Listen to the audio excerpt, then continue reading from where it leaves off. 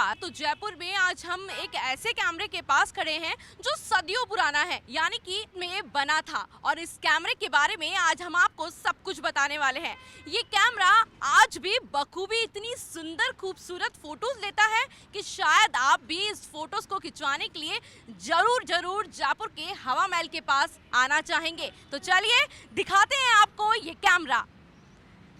ये है कैमरा जो कि 1860 में बना था और आज इसको 175 साल हो चुके हैं इस कैमरे को लगभग, और इसकी 3 पीढ़ियां इस कैमरे को चलाने में बिल्कुल कामयाब रही। आप देख सकते हैं इस कैमरे की एक अलग ही खासियत है। इस कैमरे की जो फोटोज़ हैं वो 10 मिनट में बनकर तैयार हो जाती हैं, और ये कोई डिजिटल कैमरा नहीं है, ये एक कैमरा बॉक्स है जो कि आप देख सकते हैं किस तरह से बखूबी सुंदर सुंदर फोटोज़ ये निकालता है।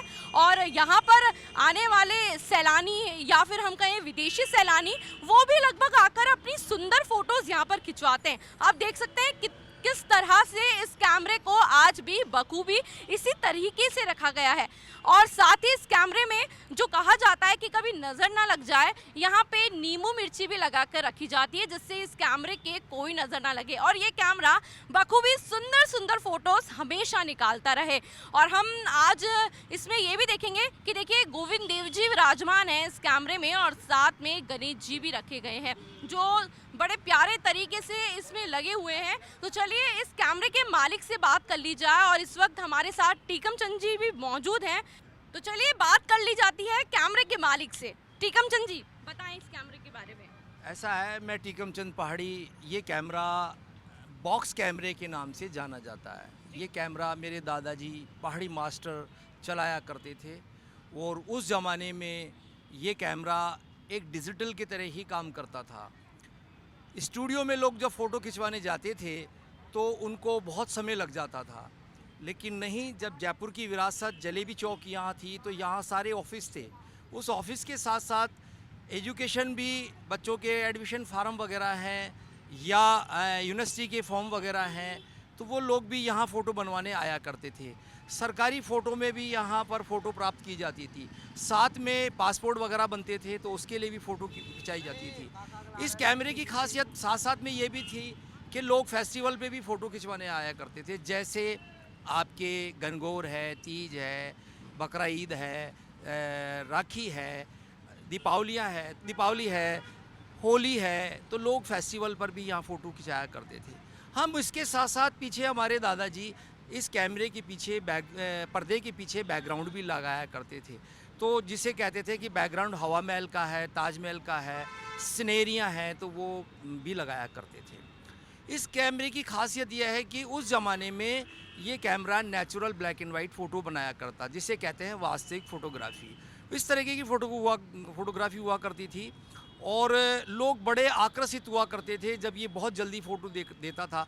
तो लोग जब स्टूडियो में जाते थे तो 8-8, 9-9 दिन लग जाते थे, और लोग बाग संवरने लगते थे।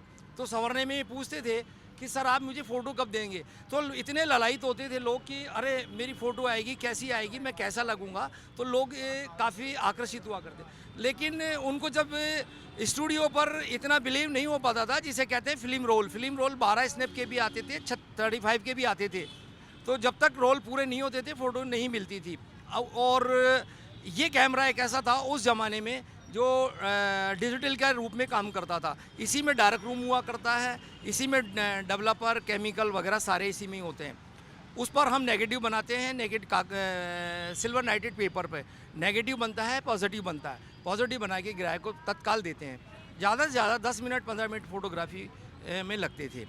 और जब फार्म की लास्ट डेट होती थी तो लोग इतनी भीड़ हो जाती थी, जो लोग फ़ोटो लेने आते थे कि सर पहले हमारी फ़ोटो बना दो, क्योंकि हमें आज लास्ट डेट है फार्म की। तो वो भी हम फ़ोटोग्राफी इसी से किया करते थे।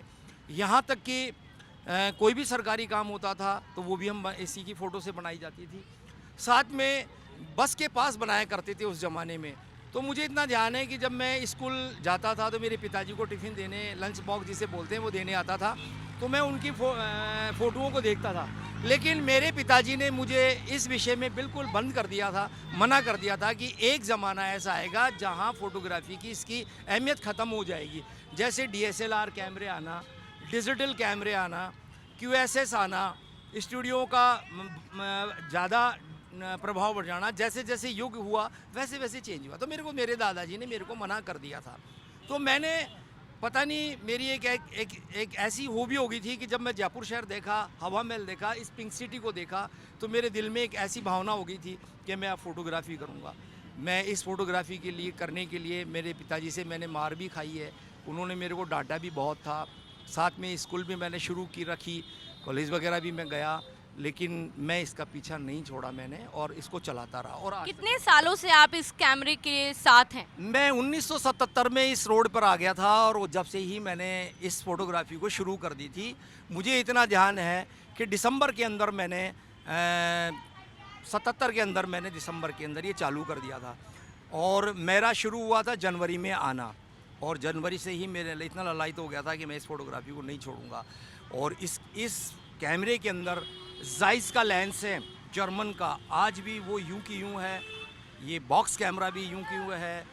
सब कुछ मेरा जीवन इसके साथ बीत गया। आज मैं इसको बेटे की तरह मानता हूँ, पिता की तरह भी मानता हूँ। मेरे पिताजी मोहनलाल माठ साहब ने भी इस कैमरे पे काम किया।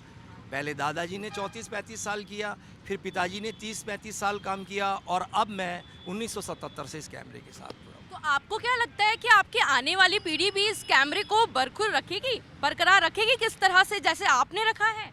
देखिए ऐसा है, आज वो पढ़ लिख गए हैं बच्चे, और शायद हो सकता है वो किस प्रोफेशनल पे जाना चाहते हैं और किस धंधे पे जाना चाहते हैं, मैं उस विषय में नहीं कह सकता, लेकिन मैंने उनको सिखा दिया है बच्चों को काम करना। तो फिर आगे इस कैमरे का क्या भविष्य होने वाला है? भविष्य का ऐसा है कि शायद अब ये या तो थम सा जाएगा या आगे चलेगा। क्यों चलेगा कि बच्चों को भी इसकी पॉपुलैरिटी का पता है कि ये वास्तव में आज इस दुनिया से लुप्त हो गया, तो पापा का वहीं सब कुछ समाप्त हो जाएगा, लेकिन नहीं, वो शायद चलाएंगे इसको। अच्छा ठीक है। जब आपका ये कैमरा कभी खराब हो जाता होगा तो ऐसे में इसको रिपेयर आप कैसे करते हैं? खैर, चलाने का, रिपेयर करने का तो ऐसा है कि इसके पार्ट्स वगैरह नहीं मिलते। ये आपने बहुत अच्छा पूछा क्वेश्चन, और वास्तविक बात है।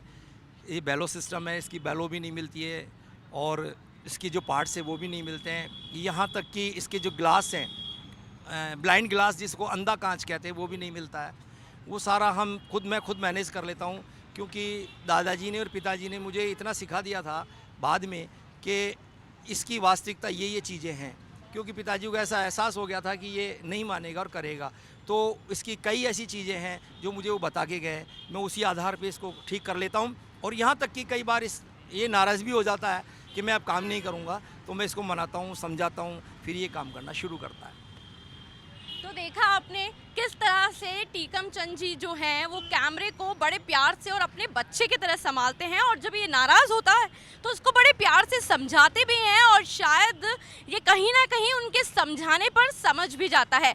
पर आगे क्या होगा और आने वाली पीढ़ी जो है वो इसको बरकरार रखेगी, ये तो आने वाला समय ही बताएगा। पर फिलहाल अभी हवा महल के नीचे, या हवा महल अगर कोई घूमने आता है तो वो यहाँ पर आकर फ़ोटो ज़रूर खिंचवाता है। आज मैंने भी अपनी फ़ोटो खिंचवाई है, और वो फ़ोटो मुझे 10 मिनट में मिल जाएगी, तो मैं बहुत ज़्यादा एक्साइटेड हो रही हूँ कि 10 मिनट में मुझे अपनी सुंदर सी ब्लैक एंड वाइट फ़ोटो जो मिलने वाली है। चलिए एक और ख़ास सवाल हम इनसे कर लेते हैं। सर, एक सवाल हमें बताएं कि इतने सालों से आपका रोज़गार है ये, इस कैमरे को आप यहाँ पर लेकर बैठे हैं, तो इसके लिए सरकार ने क्या आपके लिए सुख सुविधाएँ की है? देखिए मैम, ऐसा है कि सरकार ने तो खैर आज तक इसके ऊपर ध्यान भी नहीं दिया, और इतना मेरा हर जगह मेरा अटैचमेंट हो चुका है। जैसे वर्ल्ड फोटोग्राफी डे है, उसमें मेरी फ़ोटो आती है, कैमरे की भी आती है। क्या वो लोग इस न्यूज़ को पढ़ते नहीं हैं? पढ़ते भी हैं, देखते भी हैं, न्यूज़ों में भी मेरा आता है, और टीवी चैनलों पे भी मेरा आता है। लेकिन आज तक सरकार ने मुझे ये नहीं पूछा कि आप तीसरी पीढ़ी में इस विरासत पे बैठे, तो क्या आपका भविष्य हम संवार सकते हैं? लेकिन आज तक किसी ने आके मेरे से ये नहीं पूछा। आज इतना ज़्यादा पर्यटक आता है, तो और मैं एक फुटपाथ पर बैठता हूँ, और वास्तव में मैं एक अतिक्रमण करके बैठता हूँ, लेकिन मेरे को कहीं भी कोई जगह नहीं मिली और ना दी गई। जबकि विरासत के पास इतनी जगह पड़ी हुई है कि आज मेरी तरफ देखना चाहिए और इस विरासत को बरकरार रखना चाहिए। तो मेरा निवेदन सरकार से यही है कि सरकार एक बार इस तरफ देखे और इसके बारे में सोचे कि नहीं वास्तव में वो तीसरी पीढ़ी है, वो अपना जीवन कैसे पूरा कर रहा है 77 से लेके, और उससे पहले मेरे दादाजी मेरे पिताजी बैठे हैं। तो मेरा उनसे निवेदन है कि एक बार आए और देखें, और टूरिज्म डिपार्टमेंट को भी पता है। तो चलिए, देखा आपने किस तरह से ये कैमरा आज भी बखूबी अपनी खूबसूरती को लेकर यहाँ पर जो है स्थित है, और लोग यहाँ पर आते हैं, जब टूरिस्ट यहाँ पर आते हैं तो उन्हें कुछ डिफरेंट देखने को मिलता है और यहाँ पर आकर वो फोटो ज़रूर खिंचवाते हैं। तो फिलहाल के लिए हमारी इस खास रिपोर्ट में बस इतना ही। देखते रहिए पंजाब केसरी।